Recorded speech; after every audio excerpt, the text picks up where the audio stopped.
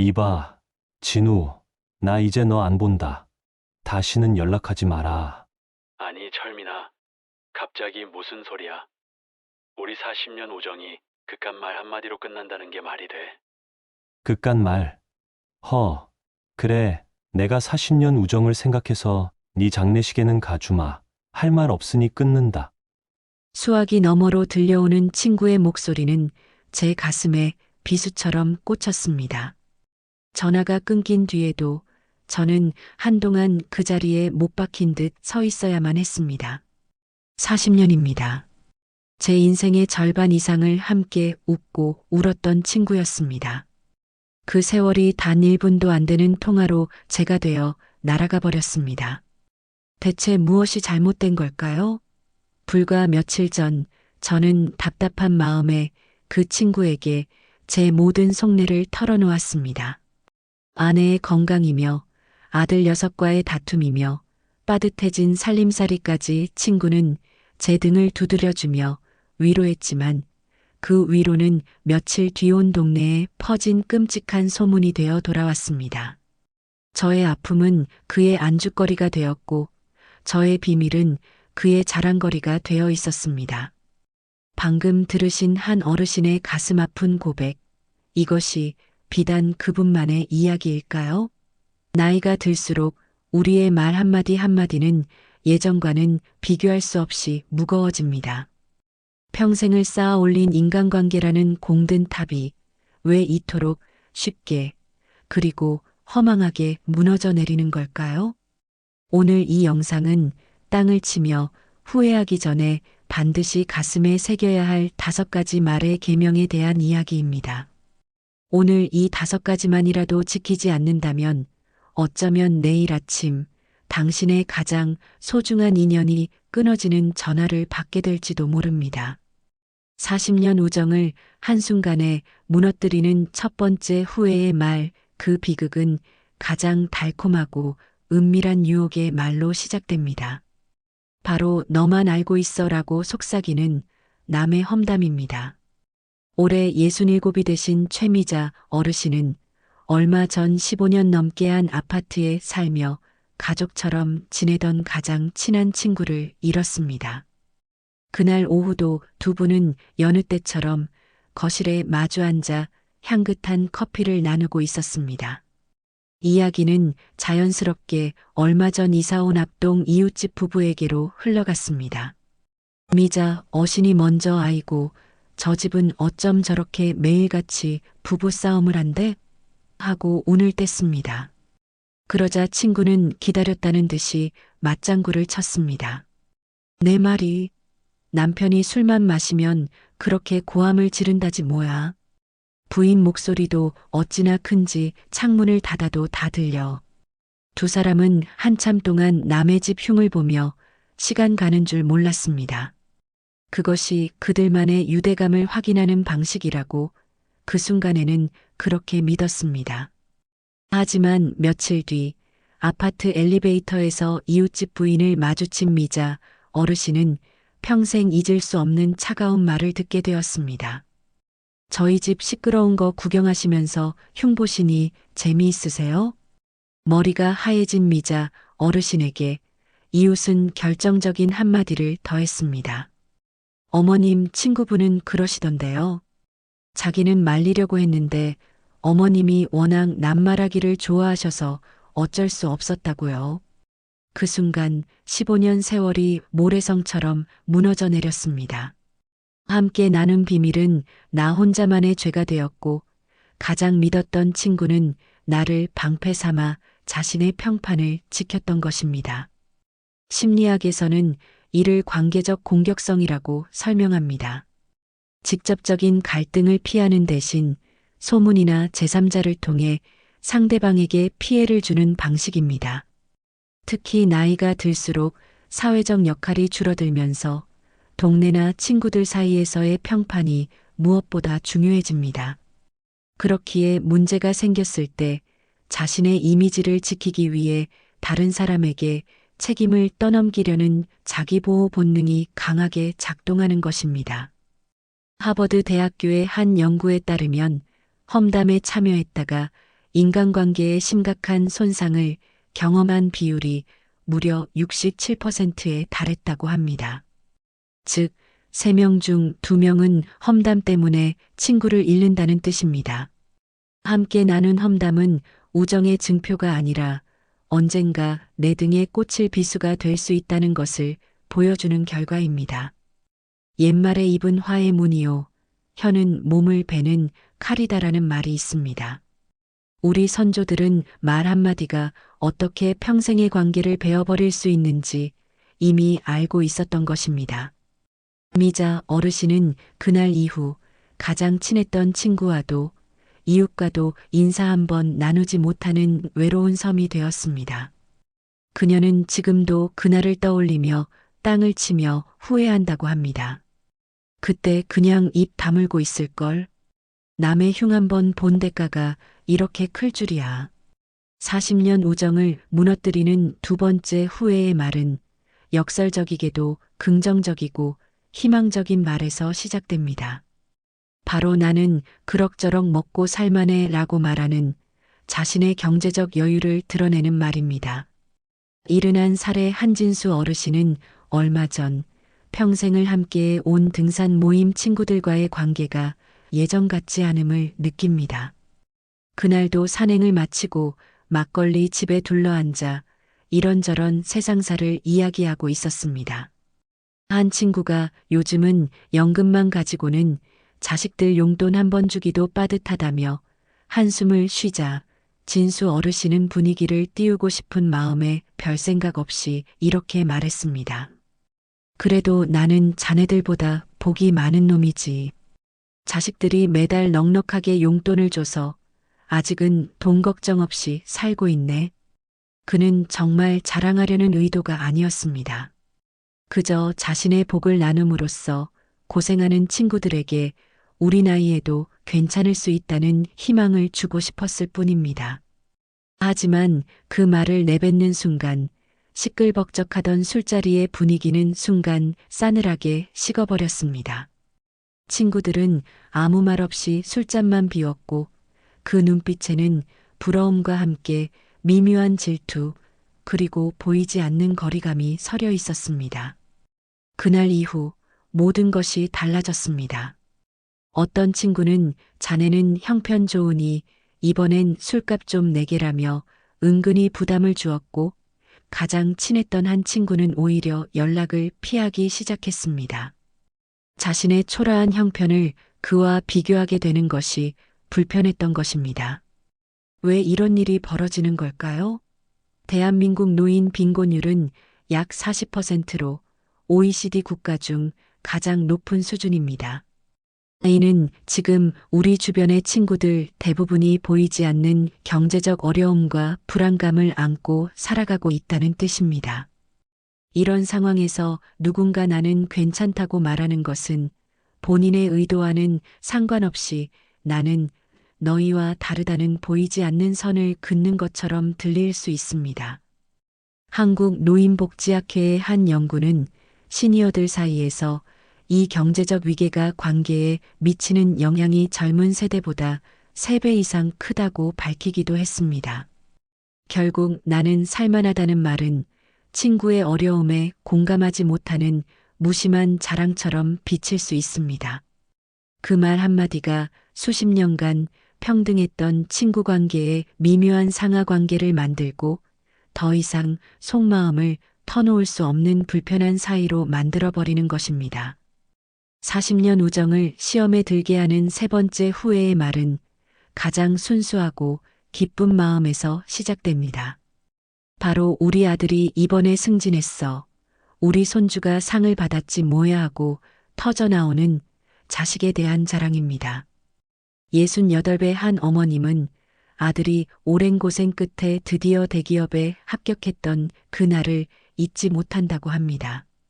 세상을 다 얻은 것처럼 기쁜 마음에 가장 먼저 수십 년 지기 친구에게 전화를 걸어 소식을 전했습니다. 여보게, 우리 아들이 드디어 해냈어. 이제야 내가 발 뻗고 자겠네. 그녀는 친구가 자기 일처럼 기뻐해 줄 것이라 믿어 의심치 않았습니다. 하지만 수화기 너머로 들려온 친구의 목소리는 어딘가 모르게 힘이 없었습니다. 그래, 잘 됐네, 축하한다. 그 친구의 아들은 몇 해 전 사업에 실패한 뒤 여전히 힘든 시간을 보내고 있었습니다. 그 사실을 잠시 잊었던 것입니다. 그날 이후 매일같이 안부를 묻던 친구의 전화가 뜸해지기 시작했습니다. 어쩌다 동네에서 마주쳐도 예전처럼 반갑게 손을 잡는 대신 어색한 미소만 지으며 서둘러 자리를 피했습니다. 그녀가 순수한 기쁨으로 나눈 소식은 친구의 아픈 현실을 더욱 날카롭게 파고드는 비수가 되어버렸던 것입니다. 우리 세대에게 자식은 단순한 자녀가 아니라 내 인생 전체를 걸고 키워낸 가장 위대한 작품이자 내 삶의 성적표와도 같습니다. 그렇기 때문에 친구 자식의 성공 소식은 축하해주고 싶은 마음과 동시에 나의 작품, 나의 성적표를 초라하게 만드는 날카로운 비교의 칼날로 다가올 수 있는 것입니다. 이 안타까운 오해에는 깊은 심리적 배경이 있습니다. 한국보건사회연구원의 조사에 따르면 60세 이상 부모의 78%가 자녀의 성공을 자신의 성공과 동일시한다고 답했습니다. 이는 다른 나라에 비해 월등히 높은 수치로 그만큼 자식의 성패가 우리 인생의 평가와 직결된다는 뜻입니다. 서울대학교 사회학과의 연구 결과 역시 시니어들 사이의 인간관계 갈등 중 무려 35%가 자식에 대한 비교에서 비롯된다고 합니다. 그렇다고 내 자식의 기쁜 소식을 평생 가슴속에만 묻어두고 살아야만 하는 걸까요? 지혜로운 어른들은 자랑의 단맛을 걱정의 쓴맛으로 살짝 희석하는 법을 압니다. 우리 아들이 진급은 했는데 일이 너무 많아져서 얼굴 보기가 힘드네. 건강이라도 상할까봐 걱정이야. 와 같이 말입니다. 이렇게 기쁨과 함께 걱정을 나눌 때 친구는 당신을 시기하는 대신 함께 걱정해주는 동지가 될 수 있습니다. 자랑이라는 뜨거운 물을 조심스럽게 다루는 법을 배웠다면 이제 우리는 하소연이라는 차가운 물을 어떻게 다뤄야 할지 알아봐야 합니다. 위로받고 싶은 마음에 솔직하게 꺼내놓은 나의 눈물이 어떻게 친구의 마음마저 얼어붙게 만드는지 그 네 번째 후회의 말에 대한 이야기가 시작됩니다. 40년 우정을 위협하는 네 번째 후회의 말은 가장 힘들고 외로운 순간 지푸라기라도 잡는 심정으로 내뱉는 바로 그 말입니다. 여보게, 나 요즘 정말 힘들어 죽겠네 라고 시작하는 나의 아픔에 대한 솔직한 하소연입니다.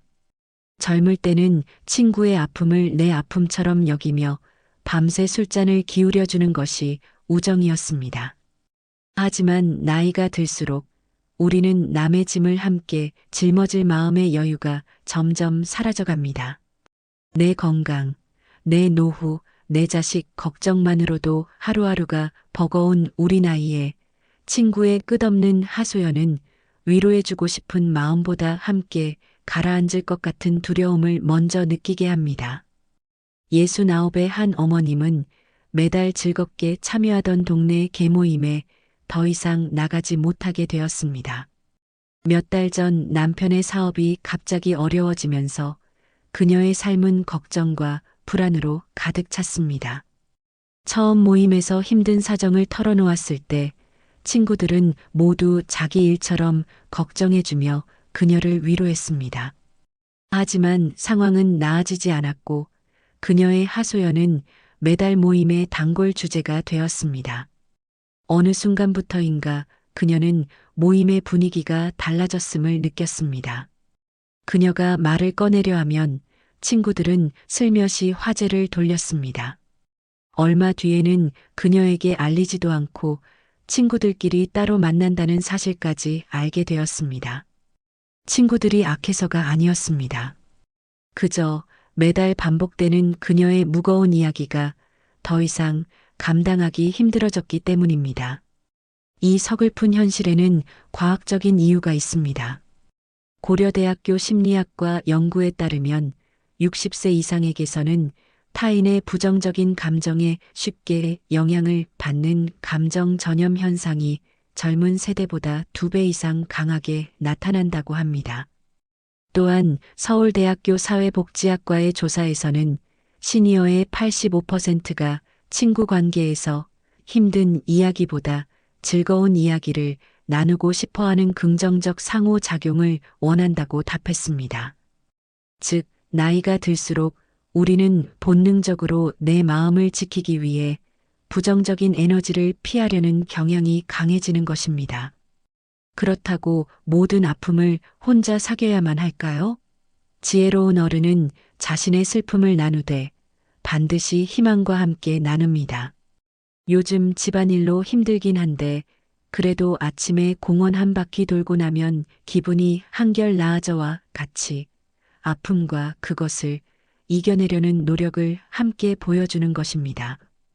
나 자신의 힘든 이야기조차 이렇게 조심스럽게 다뤄야 한다면 하물며 내 인생의 가장 깊은 비밀이자 가장 가까운 사람인 배우자에 대한 불만은 어떻겠습니까?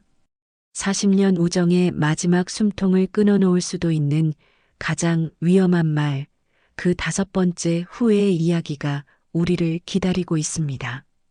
40년 우정을 끝내는 마지막 후회의 말은 가장 믿었던 친구의 귀에 내 인생 가장 깊은 비밀을 속삭이는 순간에 시작됩니다. 바로 우리 남편이 우리 아내가로 시작하는 배우자에 대한 불만입니다. 올해 65의 한 어머님은 남편에 대한 불만 한마디로 가장 친한 친구와 평생 등을 치게 되었다고 합니다. 남편이 은퇴 후 부쩍 예민해져 사사건건 아내에게 퉁명스럽게 대하는 날이 많아졌습니다.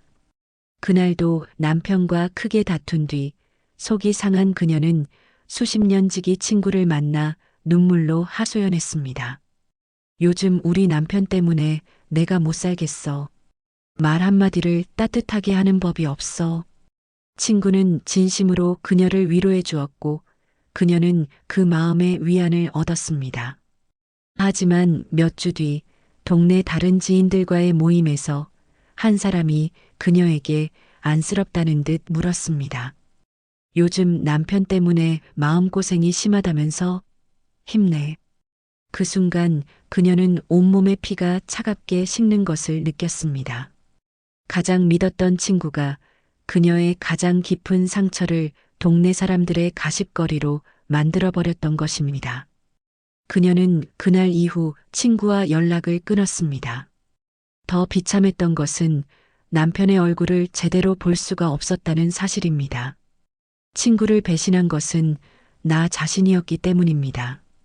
왜 배우자에 대한 불만은 이토록 위험할까요?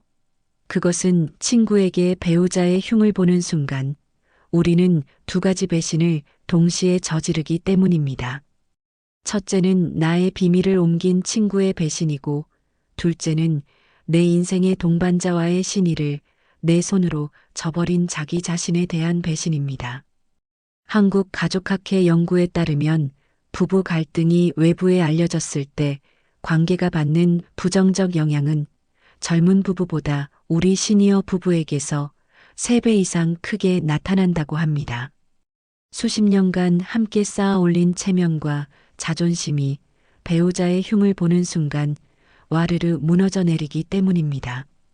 실제로 서울대 사회학과 조사에서도 시니어의 67%가 배우자에 대한 불만을 외부에 털어놓은 것을 나중에 가장 후회한다고 답했습니다. 순간의 감정 해소보다 평생의 신뢰를 잃는 손해가 훨씬 더 크다는 것을 뒤늦게 깨닫는 것입니다. 집안 이야기는 문 밖으로 나가는 순간 더 이상 나의 것이 아닙니다. 그것은 온 동네 사람들의 안주거리가 되고 돌고 돌아 내 배우자와 나의 가슴에 칼날이 되어 꽂힙니다. 험담, 돈 자랑, 자식 자랑, 힘든 하소연, 그리고 배우자 불만까지 우리는 40년 우정을 무너뜨리는 5가지 후회의 말을 모두 살펴보았습니다. 그렇다면 대체 왜 젊을 때는 끈끈했던 우정이 나이가 들수록 이토록 연약해지고 평범했던 말들이 이토록 치명적인 독이 되어 돌아오는 것일까요? 7번째 이야기는 앞서 이야기한 5가지 후회의 말이 왜 유독 우리 나이에 더 큰 상처와 비극을 만들어내는지 그 근본적인 이유를 심층적으로 들여다보는 시간입니다. 첫째, 사회적 역할이 줄어들면서 평판이 거의 유일한 자산이 되기 때문입니다. 젊을 때는 회사에서의 직책이나 자녀의 부모라는 역할이 우리를 증명해 주었지만 은퇴 후에는 이웃과 친구들 사이에서의 평판이 곧 나 자신이 됩니다. 그렇기에 작은 험담에도 내 이미지를 지키기 위해 친구를 배신하는 극단적인 행동이 나타나기도 하는 것입니다. 둘째, 대부분이 보이지 않는 경제적, 정서적 불안감을 안고 살아가기 때문입니다. 통계가 보여주듯 우리 세대의 상당수는 빠듯한 연금과 늘어나는 병원비 걱정 속에 있습니다. 또한 자식의 성공이 내 인생의 성적표처럼 여겨지기에 친구의 자랑은 축하보다 박탈감으로 다가올 때가 많습니다.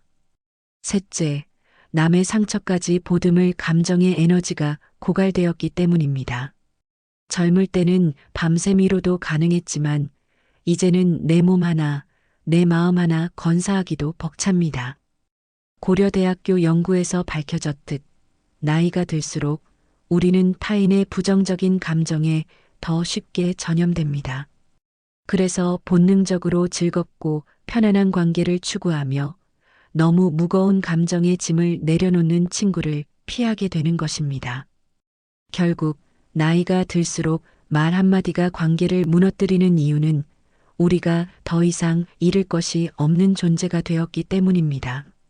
젊을 때는 친구 하나를 잃어도 다른 관계가 있었고 돌아갈 직장과 가정이 있었습니다. 하지만 이제 우리에게 남은 인간관계는 몇 되지 않습니다. 그 하나하나가 너무나 소중하기에 그 안에서 겪는 작은 배신과 상처는 우리 삶 전체를 흔드는 거대한 아픔으로 다가옵니다.